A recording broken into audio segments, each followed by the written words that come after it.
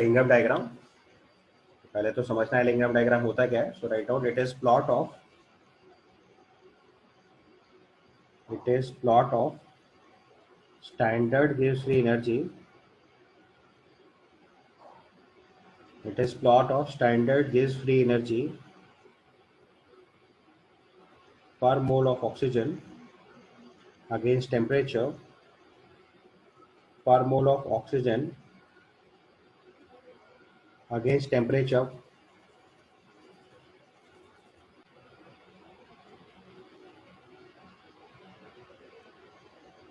It is plot of standard gives free energy per mole of oxygen against temperature.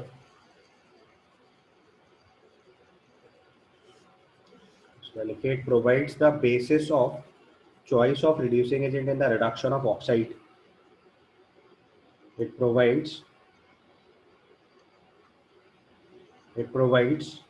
basis for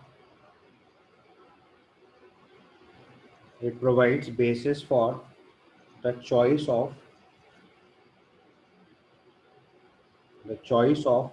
reducing agent. It provides basis for choice of reducing agent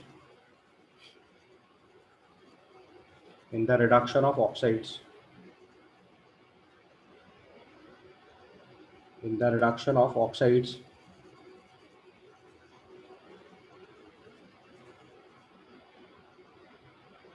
In the reduction of oxides. तो किसी भी oxide के reduction के लिए आपको कौन सा reducing agent select करना चाहिए और किस टेम्परेचर पे कौन बढ़िया रिड्यूसिंग एजेंट तरह काम करेगा, इसके लिए हम लोग बेसिकली फॉलो करते हैं एलिंगम डायग्राम।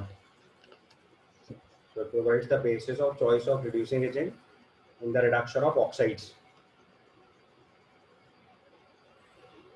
ठीक है, इसका पहले एप्लीकेशन लिखना है। So write down if for a process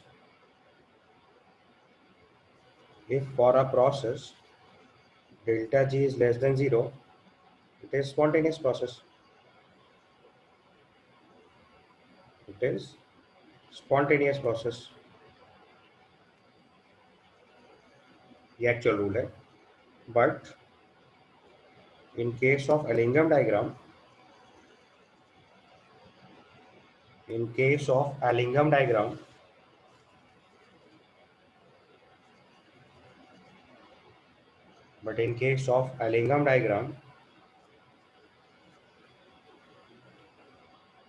the process having delta G naught less than 0 is considered as spontaneous. And this is the limitation of this process.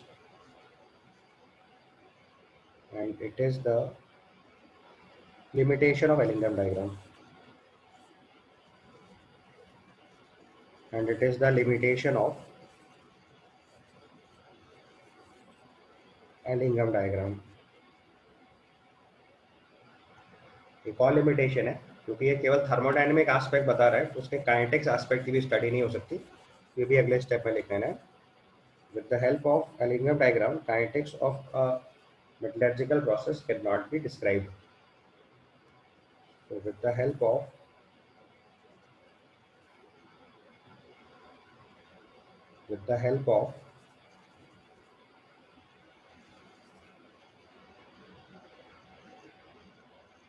Allingham diagram,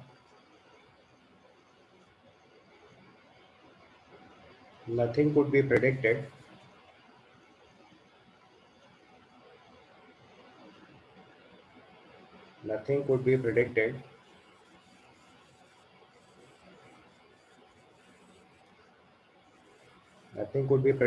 for the help of Allingham diagram, nothing could be predicted for kinetics of the reduction, as it is a thermodynamic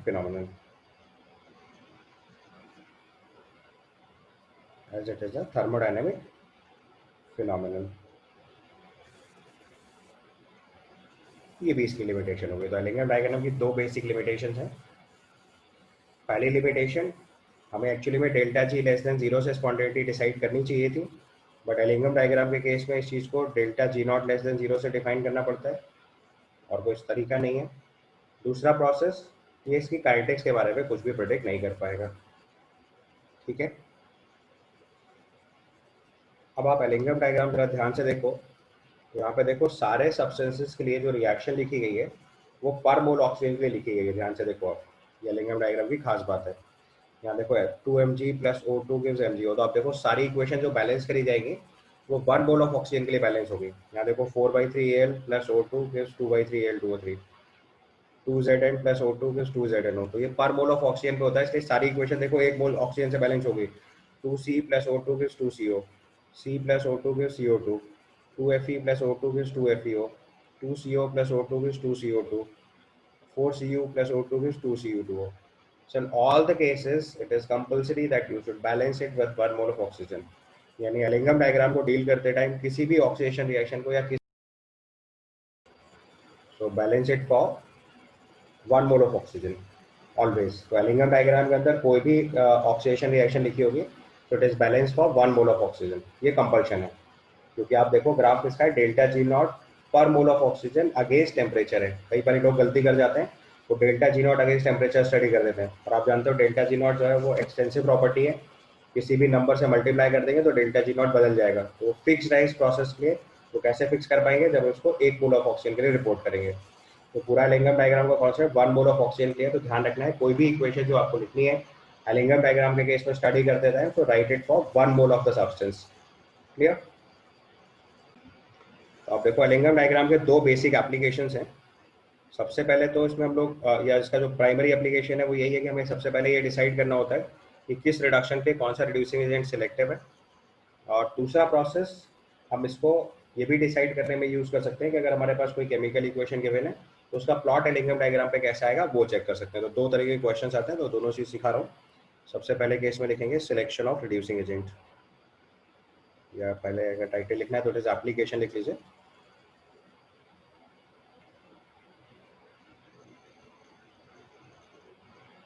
Ellingham diagram क्या होता है, उसकी limitations क्या और application क्या है। 3 question तो theory base हो गए। सबसे पहले मैंने आपको बताया एलिंगम डायग्राम होता है क्या है। डायग्राम उतना इंपॉर्टेंट नहीं है, आप एग्जाम में 2-3 लाइन भी बना दोगे तो चल जाएगा, मैं बताता हूँ कैसे बनाते हैं। उसका लिमिटेशन वाला पार्ट याद रखना है क्योंकि ये सवाल आता है बोर्ड्स के केस में। और तीसरा केस है एप्लीकेशन। तो एप्लीकेशन वाले पार्ट में सबसे पहले पॉइंट में लिखना है selection of reducing agent. Selection of reducing agent, ठीक है। तो अब जैसे सपोज करो हमारे पास सबसे टिपिकल एग्जांपल जो क्वेश्चन में आता है वो नॉर्मली मैग्नीज और एल्यूमिनियम को लेके आता है।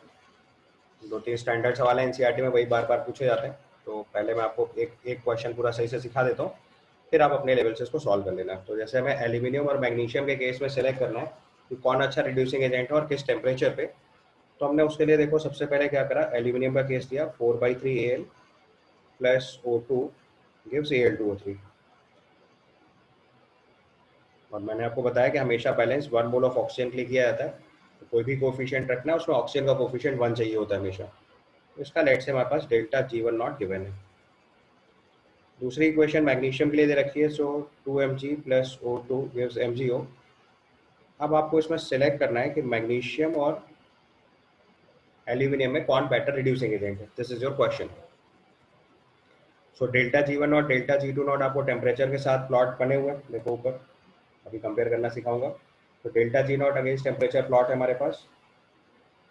अब हमने क्या करा, दो इक्वेशंस गिवन है, तो आप क्या करो कि किसी भी एक इक्वेशन में दूसरी इक्वेशन को रिवर्स करके ऐड कर दो, कोई भी, उसमें कुछ कंफ्यूजन नहीं है। आप any do it with any of the reaction. तो आपने किसी एक रिएक्शन को दूसरी रिएक्शन में रिवर्स करके ऐड करा, तो जैसे मान लें इक्वेशन नंबर 1 में से इक्वेशन नंबर 2 सब्ट्रैक्ट कर दिया। रिवर्स करके ऐड करना मीन्स इनडायरेक्टली सब्ट्रैक्शन। तो इक्वेशन नंबर 1 में से अगर हम 2 सब्ट्रैक्ट करेंगे तो हमारी फाइनल इक्वेशन बनेगी 4/3Al plus MgO gives 2/3Al2O3 plus 2 magnesium. Oxygen तो कट जाएगा। और इस रिएक्शन का डेल्टा G नॉट अगर लिखेंगे हम लोग तो ये आ जाएगा delta G1 not minus delta G2 not. अब दो पॉसिबिलिटीज हैं, डेल्टा जी नॉट पॉजिटिव हो सकता है, डेल्टा जी नॉट नेगेटिव हो सकता है। तो अगर हमारे केस में, यहाँ पे दोनों केस में अलग अलग लिख के दे रहा हूँ आपको। तो case one, if delta G naught is negative, case one delta G not negative, तो हम इस प्रोसेस को स्पॉन्टेनियस मान लेंगे। और अगर इस प्रोसेस को स्पॉन्टेनियस मान लेंगे तो ऑक्सीजन स्टेट देखो एल्यूमिनियम की 0 से +3 गई है और मैग्नीज की ऑक्सीजन स्टेट +2 से 0 हो गई है। तो देखो एल्यूमिनियम का तो हो रहा है ऑक्सीडेशन और मैग्नीज का हो रहा है रिडक्शन।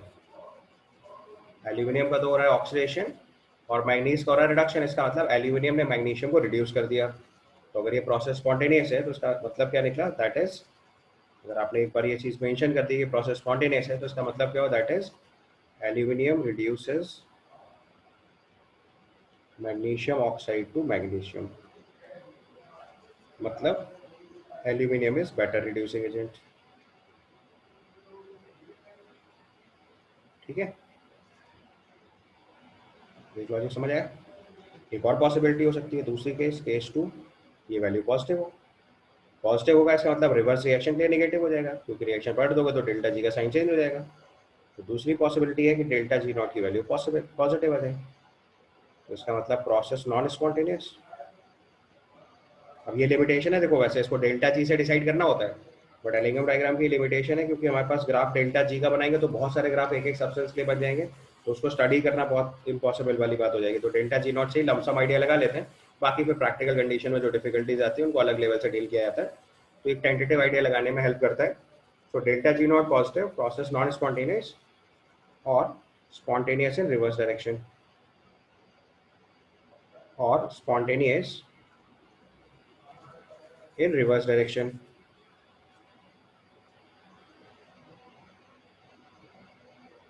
और स्पॉन्टेनियस इन रिवर्स डायरेक्शन। तो जैसे स्पॉन्टेनियस इन रिवर्स डायरेक्शन हुआ, दैट इज, अब जब रिवर्स डायरेक्शन होगा तो मैग्नीशियम एल्यूमिनियम को रिड्यूस करेगा, तो that is magnesium reduces Al2O3 to aluminium, मतलब अब यहाँ मैग्नीशियम अच्छा रिड्यूसिंग होगा। So magnesium is better reducing agent than aluminium. पहले वाले केस में aluminium is better reducing agent than magnesium. ये लॉजिक लगेगा, समझ आ गई प्रोसेस। अब डायग्राम देख के सिर्फ ये देखना होता है कि डेल्टा जी नॉट कब पॉजिटिव कब नेगेटिव। ठीक है, अब ये चीज़ आपको डायग्राम से समझा रहा हूँ, रूल नोट कर लिया आपने। अब डायग्राम में आ जाओ जरा। तो डायग्राम में अगर आप ध्यान से देखो तो आपके पास ये दो इक्वेशन है, देखो अलग अलग, एक एल्यूमिनियम की एक मैग्नीशियम की। This is the equation for aluminium. ये पहले आपका एल्यूमिनियम की रिएक्शन है, और दूसरी इक्वेशन हमारे पास देखो मैग्नीज की है। ठीक है, पॉइंट ए से पहले अगर ध्यान से देखो, ये जो पॉइंट ए मार्क कर रखा है मैंने, इस पॉइंट ए को ध्यान से देखो, तो इस पॉइंट ए के पास, if you notice it carefully, तो इस पॉइंट ए से पहले तक देखो मैग्नीशियम वाली जो रिएक्शन है उसका डेल्टा जी वन निगेटिव है। मैं रूल के हिसाब से इसको डेल्टा जी वन नॉट लिखा हुआ अपने क्वेश्चन में, और इसको डेल्टा जी टू नॉट लिखा हुआ है। ठीक है, देखो ध्यान से, मैंने जो इक्वेशन लिखी है उसमें delta G one naught is for aluminium, delta G two naught is for magnesium. तो अगर हमने इक्वेशन नंबर 2 को 1 में रिवर्स करके ऐड किया हुआ है, तो इसका जो नेट रिजल्टेंट बन रहा है वो delta G one naught minus delta G two naught बन रहा है। और अभी देखो पॉइंट ए से पहले तक डेल्टा जी नॉट की वैल्यू ज्यादा है, निगेटिव में है, दोनों वैल्यूज निगेटिव है। Value of delta G two naught is more, अगर मॉड्यूलस वैल्यू में चेक करोगे तो अगर हम डेल्टा जी वन नॉट में से डेल्टा जी टू नॉट को सब्ट्रैक्ट करेंगे तो ये वैल्यू पॉजिटिव बन जाएगी। पॉजिटिव बन जाएगी मतलब पहले केस टू ऑपरेट होगा। केस टू ऑपरेट होगा मतलब magnesium better reducing agent than aluminium होगा। तो पॉइंट ए से पहले तक मैग्नीशियम अच्छा रिड्यूसिंग एजेंट है, और पॉइंट ए के बाद अगर आप ध्यान से देखोगे तो ग्राफ क्या हो रहा है, एल्यूमिनियम मैग्नीशियम वाला ऊपर चला गया, एल्यूमिनियम वाला नीचे हो गया। अब ये वैल्यू क्या हो जाएगी, निगेटिव हो जाएगी, तो एल्यूमिनियम बेटर रिड्यूसिंग एजेंट हो जाएगा। तो इस ग्राफ को देख के आप बता सकते हो कि पॉइंट ए तक मैग्नीशियम अच्छा रिड्यूसिंग एजेंट है, और पॉइंट ए के बाद एल्यूमिनियम अच्छा रिड्यूसिंग एजेंट हो जाएगा। इसीलिए एल्यूमिनो थर्माइट प्रोसेस में एल्यूमिनियम बेटर रिड्यूसिंग एजेंट होता है हाई टेम्परेचर पे। समझ में आया concept. So magnesium is better reducing agent at low temperature, aluminium is better reducing agent at high temperature. ये ग्राफ देख के आप आसानी से बता सकते हो। So this is the major application of Allingham diagram.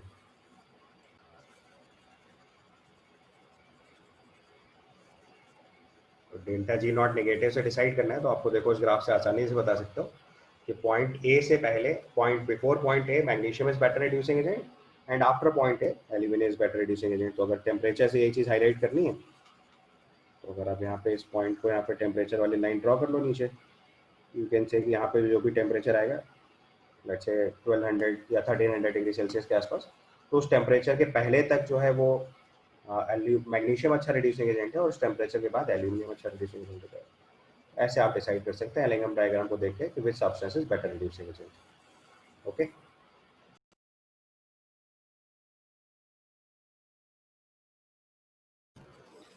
so next application is like we have to decide the plot for a linear diagram. अगर आपके पास different reducing agent, different reductions की इक्वेशंस पता हो, तो वी कैन डिसाइड कि कैसा plot होगा। So first you notice a phenomenon, यहाँ पे हमें पता है delta G naught is equal to delta H naught minus T delta H naught होता है।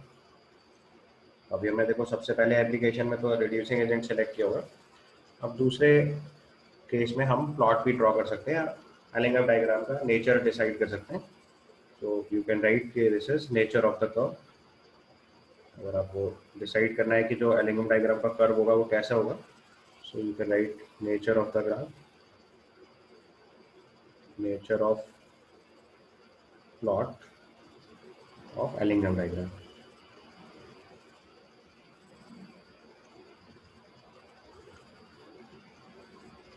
तो आपको पता है delta G naught is equal to delta H minus T delta H naught होता है, and delta H naught and delta H naught don't vary much with the temperature. Delta G H naught and delta H naught variation with temperature is very small.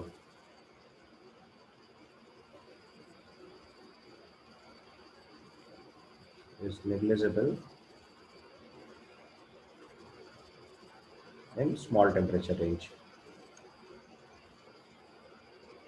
तो अगर आप temperature change करते हैं, तो जब तक बहुत ज़्यादा टेम्परेचर नहीं गेट कर सकते, तब तक डेल्टा एच नॉट और डेल्टा एच नॉट के इस वेरिएशन में, वैल्यूज में बहुत बड़ा चेंज नहीं आता है। So delta H naught and delta H naught variation का temperature is negligible in small temperature range. मतलब जब तक आप टेम्परेचर बहुत सिग्निफिकेंटली लाइक 500 700 800 डिग्री सेल्सियस नहीं चेंज कर देते हैं, तब तक डेल्टा एच नॉट और डेल्टा एच नॉट के साइड में बहुत मेजर चेंज नहीं आता है। ठीक है, अब इसमें देखो पॉइंट समझ में आ रहा है कि डेल्टा जी नॉट को delta H T delta H naught के साथ नेगेटिव करना है, तो टेम्परेचर अगर आप चेंज कर रहे हैं, तो major sign of delta H naught से डिसाइड होगा कि डेल्टा जी नॉट ज़्यादा नेगेटिव हुआ कि कम नेगेटिव होगा। मतलब अगर डेल्टा एच नॉट पॉजिटिव हुआ, तो minus T delta H negative होगा, तो ये डेल्टा जी नॉट को फेवर करेगा। और अगर डेल्टा एच नॉट हमारा नेगेटिव हो जाएगा, तो definitely in that case T delta H not की जो वैल्यू है वो पॉजिटिव हो जाएगी, तो डेल्टा जी नॉट का साइन पॉजिटिव की तरफ बढ़ना शुरू होगा। तो यहाँ पे इस चीज़ को मेंशन कर सकते हैं, sign of delta H naught decides, sign of delta H naught decides whether, sign of delta S naught decides whether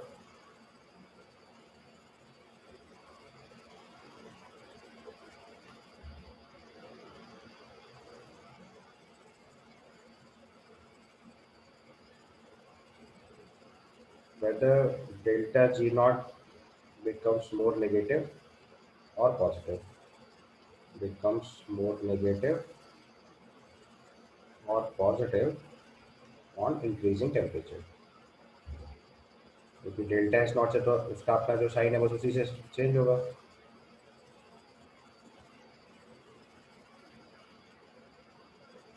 ठीक है,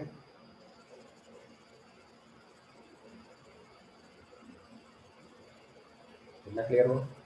अब देखो अगर टेम्परेचर आप बढ़ाओगे, तो आप जानते हो सब्सटेंस के, मेटल के मेल्ट होने के या बॉयल होने के चांसेस हो सकते हैं, तो उस केस में एंट्रोपी राइज करेगी। ये चीज लिख सकते हैं, on increasing temperature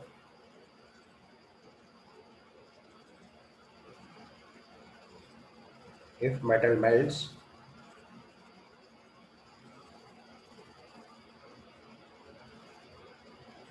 or obtained in molten state,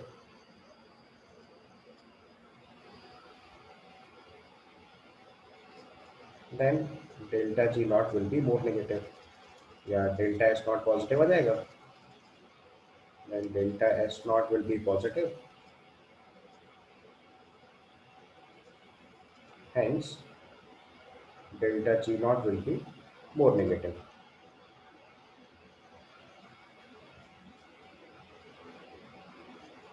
यानी कि ऐसे रिडक्शन फेवर करेंगे। तो अगर आपने रिडक्शन प्रोसेस में समहाउ कुछ ऐसा अरेंजमेंट करा कि जो मेटल है वो गोल्डन स्टेट में मिल गया या लिक्विड स्टेट में मिला, तो उस केस में रिडक्शन होने की प्रोबेबिलिटी या टेंडेंसी अच्छी हो जाएगी, यानी that reaction is more favourable. Examples के साथ डिस्कस करेंगे। अब आपको एक टिपिकल प्लॉट वाले केस के एग्जाम्पल्स को ले रहा हूँ। जैसे हम लोग carbon as an reducing agent use कर रहे हैं, तो मैं 3 रिएक्शंस को डील कर रहा हूँ।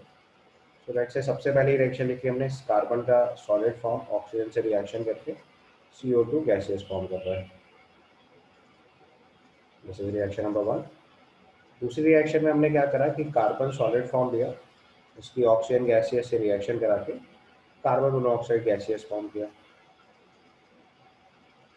और आपको मैंने बताया कि एलिंगम डायग्राम के लिए किसी भी इक्वेशन को 1 मोल ऑफ ऑक्सीजन के लिए बैलेंस करते हैं, तो this is the balance equation.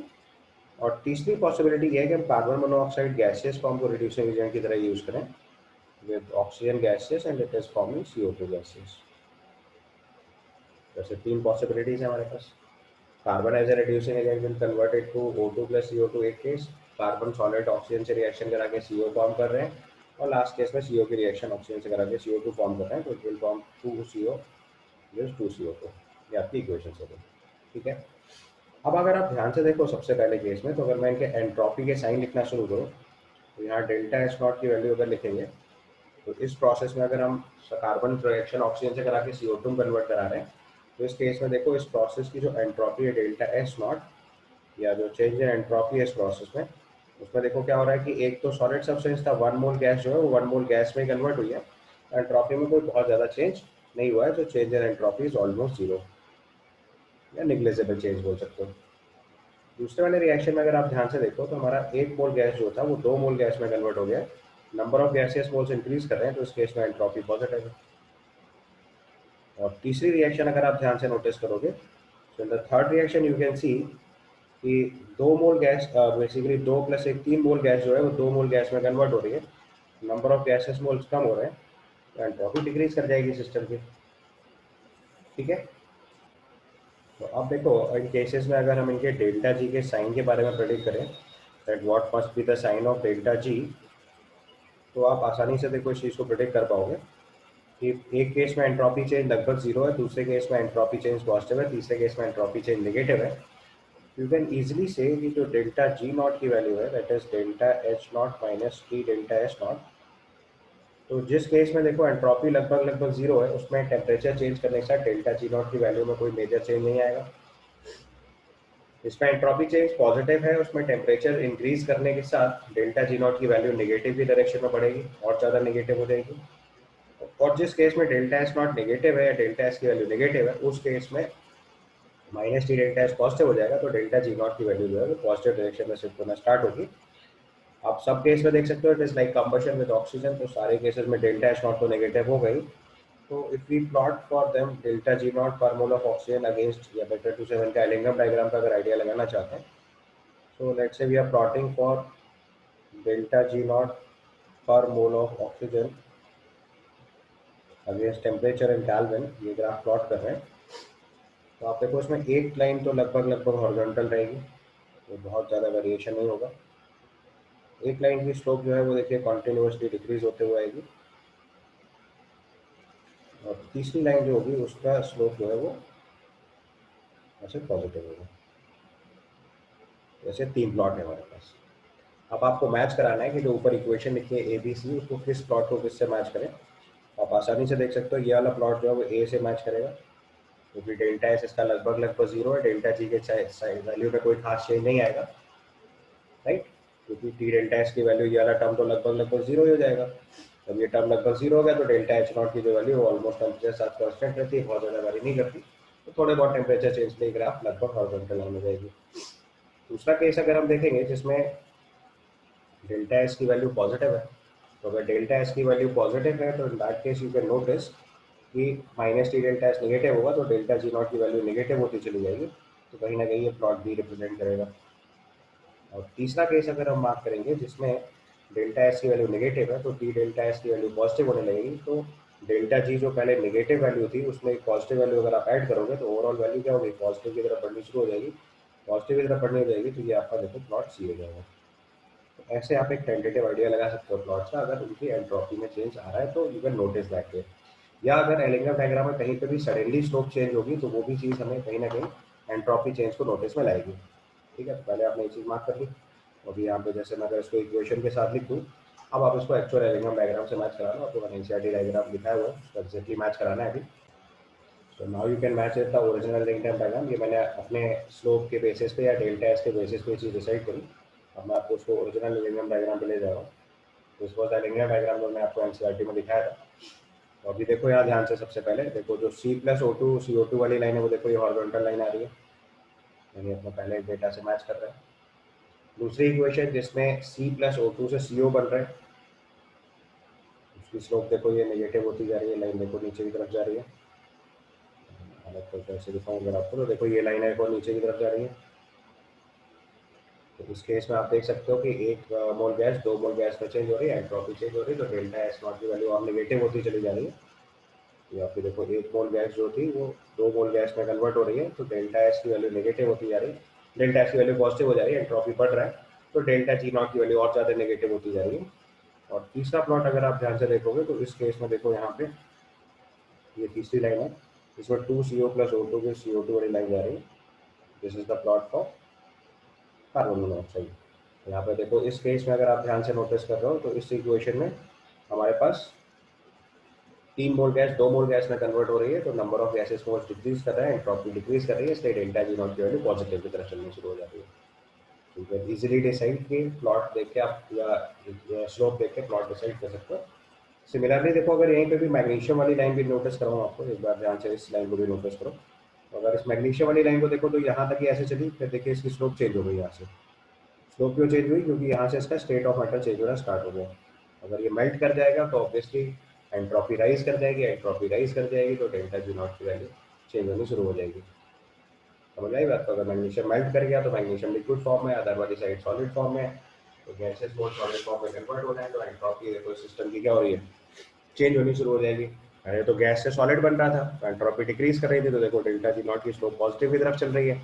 लेकिन स्लोप सडनली चेंज होगी जैसे ही सब्सटेंस मेल्ट कर जाएंगे या स्टेट ऑफ मैटर चेंज कर जाएगा, तो देखो स्लोप में चेंजेस आएंगे। तो जहां जहां पे भी आपको स्लोप में चेंज नोटिस में आएगा, दो ज्यादा प्लेस है जहाँ पे सब्सटेंस की फिजिकल स्टेट चेंज हुई है, यानी कि बेसिकली एंट्रोपी चेंज आया है। क्लियर, ग्राफ समझ में आ गया। तो यही चीज़ हम लोगों ने देखो बिना प्लॉट देखे डायरेक्टली डिसाइड कर लिया कि ग्राफ का कुछ नेचर ऐसे आना चाहिए।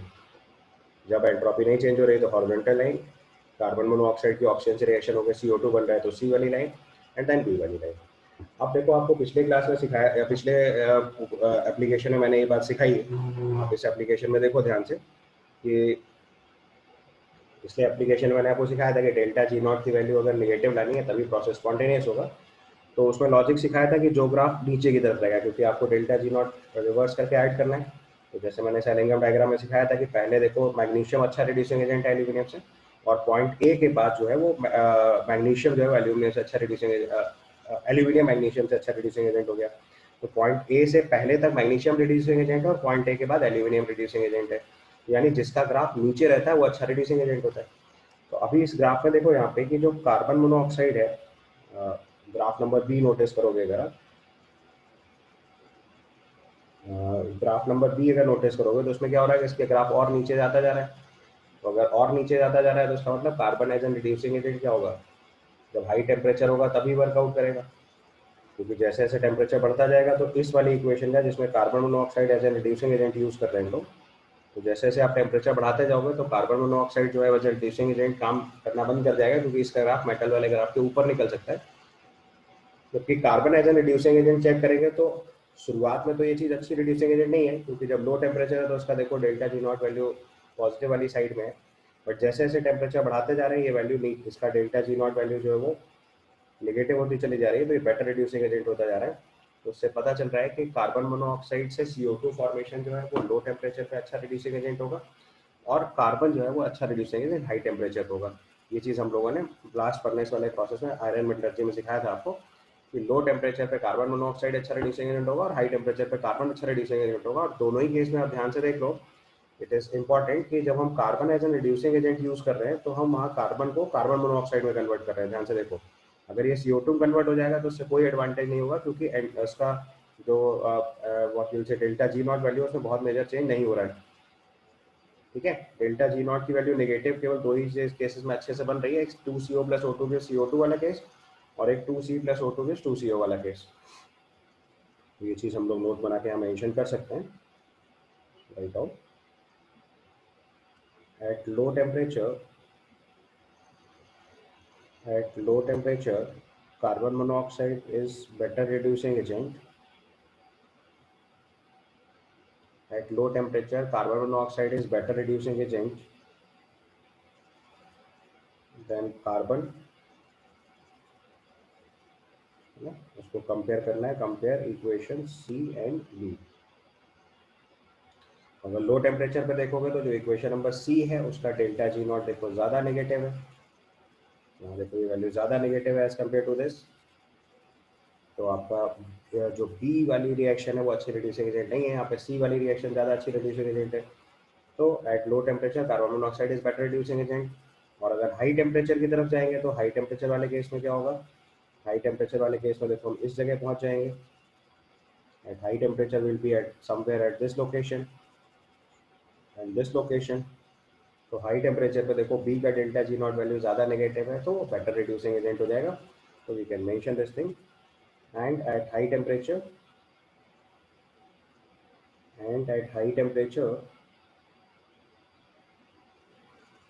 carbon becomes better reducing agent than carbon monoxide. Carbon becomes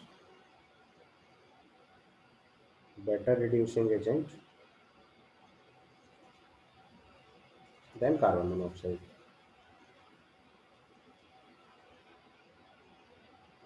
फिर से वही कंपेयर BMC को कंपेयर करेंगे प्लॉट में तो आपको आसानी से ये चीज़ समझ आएगी। और कार्बन का ऑक्सीजन के साथ कंबशन होकर CO2 वाला जो फॉर्म है, तो आप देखोगे अगर हम कार्बन को as a reducing agent metal में जहाँ जहाँ भी यूज कर रहे होंगे आप ध्यान से देखोगे इस चीज़ को, तो we have converted it to carbon monoxide at every place. मैंने ये चीज़ आपको हर बार नोटिस कराई थी, CO2 में कन्वर्ट नहीं करते। मैं आपको एक बार दिखा देता हूँ। देखो सबसे पहले हमने कोई भी मेटलर्जी देखो, ये देखो जिंक मेटलर्जी में हमने जिंक ऑक्साइड को कार्बन से रिएक्शन करा के जिंक प्लस CO बनाया हुआ देखो। ठीक है, उसके पहले देखो अगर अगला केस दिखाऊँ तो आप यहाँ पे देखो मेटलर्जी ऑफ टिन में देखो, मेटलर्जी ऑफ लेड में देखो, लेड में भी यही काम किया होगा हमने कहीं ना कहीं।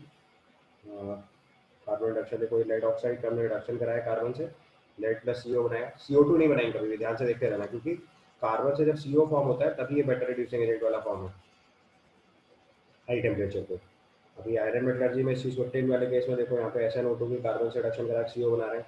तो कार्बन अच्छा रिड्यूसिंग एजेंट तभी कंसीडर होता है जब ये CO में कन्वर्ट होगा। CO2 में कन्वर्ट होगा तो एंट्रोपी फैक्टर चेंज ही नहीं होगा, तो उससे बहुत फर्क नहीं पड़ेगा मेटलर्जिकल रिएक्शन में, यानी उसका डेल्टा जी नॉट ज़्यादा नेगेटिव होने का स्कोप नहीं बनेगा।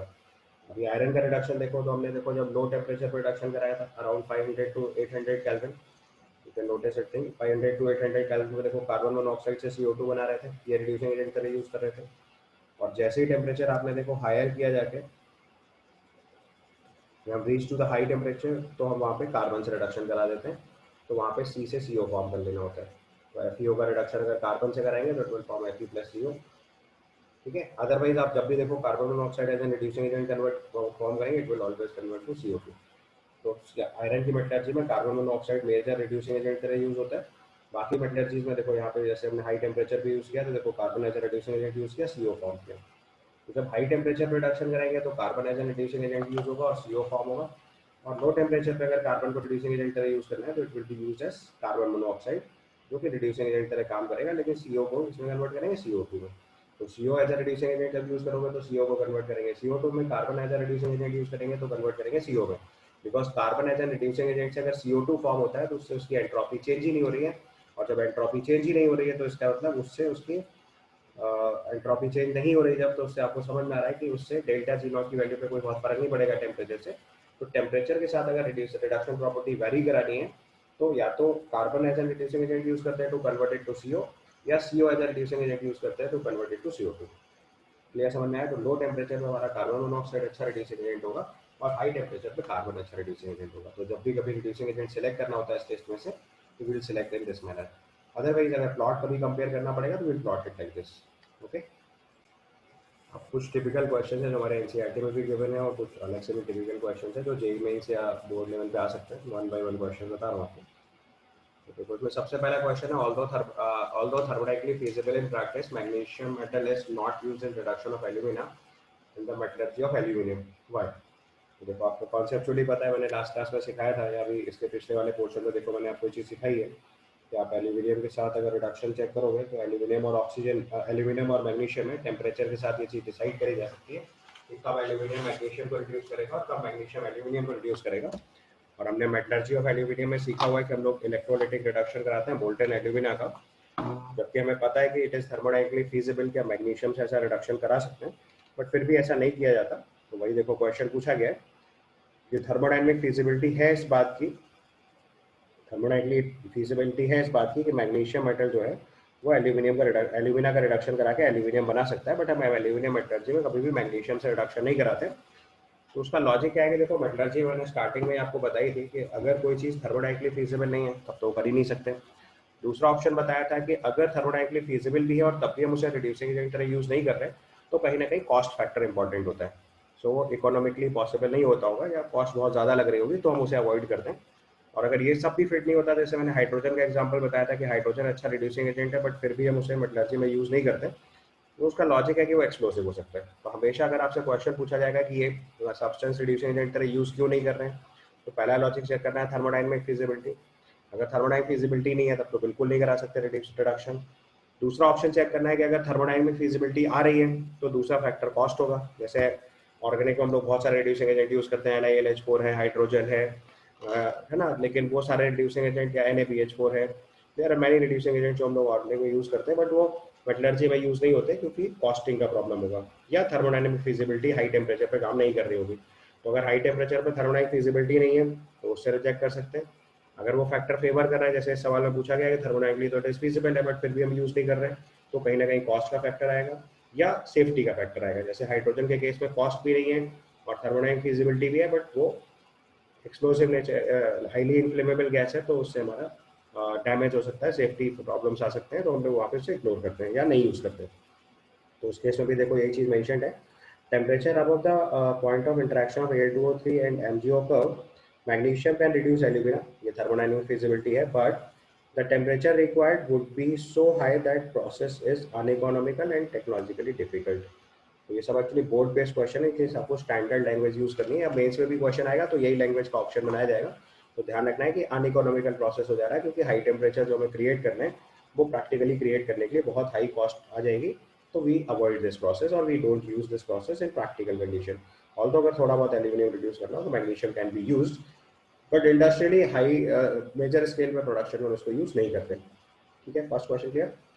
दूसरा क्वेश्चन देखो, अभी मैंने आपको थोड़ी देर पहले सिखाया है जिसमें हम लोग डेल्टा एस से डिसाइड करते हैं। तो उसमें लिखा है why is the reduction of metal oxide easier if metal form in the liquid state at the temperature of reduction. तो लॉजिक सिंपल है कि अगर आपके रिडक्शन में मेटल जो है वो लिक्विड स्टेट में बन रहा होगा तो इसका मतलब कहीं ना कहीं जो पहले मेटल सॉलिड स्टेट में बन रहा था वो भी लिक्विड स्टेट में बन रहा है, तो पहले वाले प्रोसेस के रिस्पेक्ट में एंट्रोपी फैक्टर राइज कर गया है। और अगर एंट्रोपी राइज कर गया है तो डेल्टा एस नॉट पॉजिटिव हो गया तो minus T delta S not negative हो जाएगा, तो डेल्टा जी नॉट के नेगेटिव होने के चांसेस बढ़ जाएंगे। इस वजह से इसकी थर्मोडायनेमिक फिजिबिलिटी इंक्रीज कर जाएगी और ऐसे रिडक्शन फेवर करेंगे। तो वही चीज़ देखो एक्सप्लेनेशन में लिखी गई है, नीचे एक्सप्लेनेशन देखिए इस चीज़ का। So it's given the entropy is higher in the metal in the liquid state than when it is in the solid state. अब जानते हो रैंडमनेस बढ़ाने से एंट्रोपी बढ़ती है, तो अगर हमारा मेटल जो है वो लिक्विड स्टेट में अचीव हुआ रादर देन सॉलिड स्टेट तो उसकी एंट्रोपी राइज करेगी। The value of entropy change delta S not for the reduction process is more positive side when metal is formed in the liquid state and that then metal oxide reduces in the solid state. Thus the value of delta G naught becomes more negative side then and reduction becomes easier. तो अगर हमारा metal molten state में create होगा तो उससे क्या पता चलेगा कि उससे उस प्रोसेस का डेल्टा जी नॉट ज़्यादा नेगेटिव हो जाएगा। कैसे? डेल्टा एस की वैल्यू पॉजिटिव आएगी तो minus T delta S negative हो जाएगा, टेम्परेचर आप बढ़ाते हुए जा रहे हो तो टी डेल्टा एस और नेगेटिव होता जाएगा और ज़्यादा नेगेटिव होगा, डेल्टा जी नॉट के नेगेटिव आने के चांसेस बढ़ जाएंगे, थर्मोडायनामिक फिजिबिलिटी बढ़ेगी। अच्छा, ध्यान रखना है मेटलर्जी में हम लोग एलिंगम डायग्राम के केस में डेल्टा जी नॉट नेगेटिव से ये चीज़ एक्सप्लेन कर देते हैं कि प्रोसेस की फिजिबिलिटी आएगी, बट बी वेरी केयरफुल। मैंने आपको थर्मोडाइनमिक्स से चीज़ बहुत अच्छे से समझाई हुई है। थर्मोडाइनमिक फिजिबिलिटी डेल्टा जी से डिसाइड करते हैं, डेल्टा जी नॉट से डिसाइड नहीं करते हैं। यहाँ से अपने कॉन्सेप्ट को गड़बड़ नहीं करना है, इसीलिए पोर्शन जे एडवांस के कोर्स में नहीं है, क्योंकि ये कहीं हद तक कॉन्ट्राडिक्ट करता है चीज़ों को। तो बेस लेवल पे हम लोग इसे यूज़ कर सकते हैं, क्योंकि ये लिमिटेशंस के साथ यूज़ किया जा रहा है। This is not the rule, be careful. अगर किसी थर्मोडायनामिक प्रोसेस से पूछा जाएगा प्रोसेस इज फीजिबल और नॉट, तो उसकी कंडीशन डेल्टा जी नेगेटिव होता है, डेल्टा जी नॉट नेगेटिव नहीं हो सकता है। देयर आर प्रोसेसेस जहाँ डेल्टा जी नॉट नेगेटिव होने के बावजूद भी प्रोसेस नॉन स्पॉन्टेनियस आ सकता है। So be very careful at this place, क्योंकि डेल्टा जी नॉट से आइडिया मिलता है कि ऐसा हो सकता है या नहीं हो सकता है, एग्जैक्ट वैल्यू नहीं पता चलती। तो मेटलर्जी के केस में क्योंकि और कोई ऑप्शन नहीं है, तो we are trying this thing with certain limitation. तो एक्सप्लेनेशन जितने यहाँ लिख रहे हैं वो सिर्फ मेटलर्जी के एक्सप्लेनेशन हैं, गलती से भी इसको जनरलाइज करके थर्मोडायनामिक्स अप्लाई नहीं करना है। Now to the another question, it's given the reaction Cr2O3 plus Al gives Al2O3 plus 2Cr, delta G naught value minus 421 kilojoule दिया है, is thermodynamically feasible as it apparent from the gives free energy value. Why does it not takes place at room temperature? Important question. तो जहाँ भी कभी ऐसी चीज़ explain करनी पड़ेगी, कोई चीज़ रूम टेम्परेचर पर नहीं हो रही है और हाई टेम्परेचर पर हो रही है, तो कहीं ना कहीं एंट्रोपी फैक्टर को ही चेक करना होता है। तो इस केस में देखो, जब मेटल क्रोमियम फॉर्म होगा तो अगर हम टेम्परेचर हाई करेंगे तो क्रोमियम मोल्टन स्टेट में मिलेगा।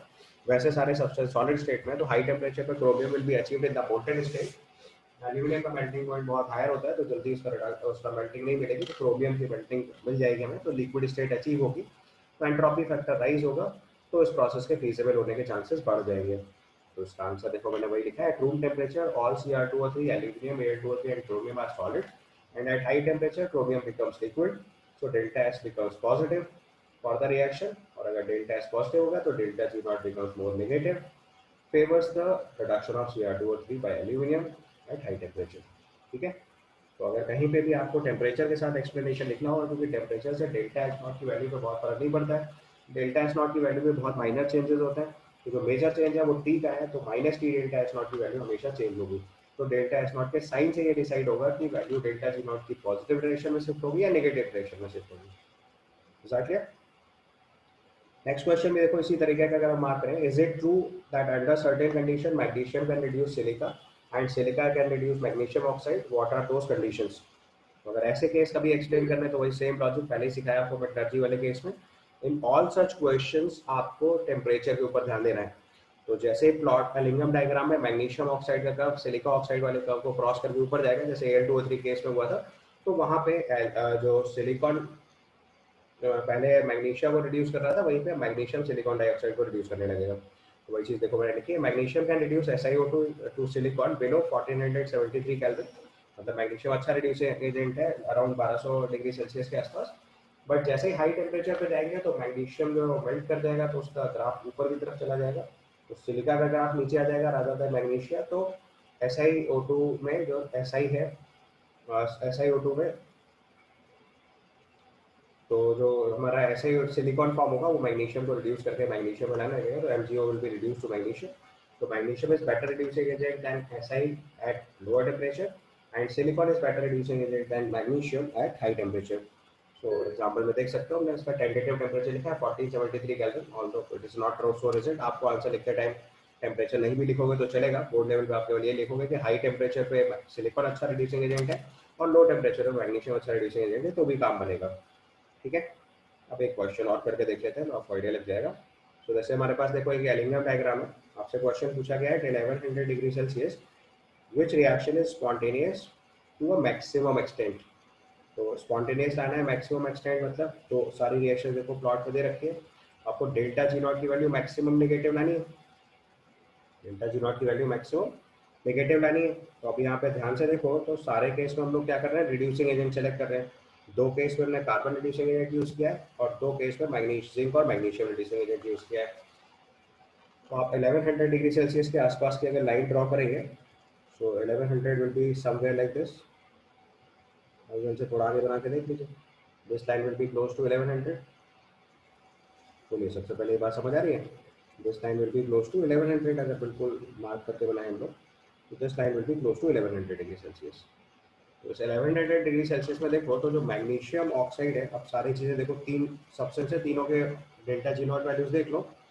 सो यू कैन नोटिस एक डेल्टा जी नॉट वैल्यू ये है, एक ये है और एक ये है। There are 3 values. समझ आ रहा है? और अच्छे से हाईलाइट करो, एक डेल्टा जी नॉट वैल्यू ये है, एक ये है और एक ये है। तो अगर हमें delta G not maximum negative लाना है, यानी दोनों एक्सट्रीमिटीज का डिफरेंस लिखो, दोनों एक्सट्रीमिटीज का डिफरेंस लिखो।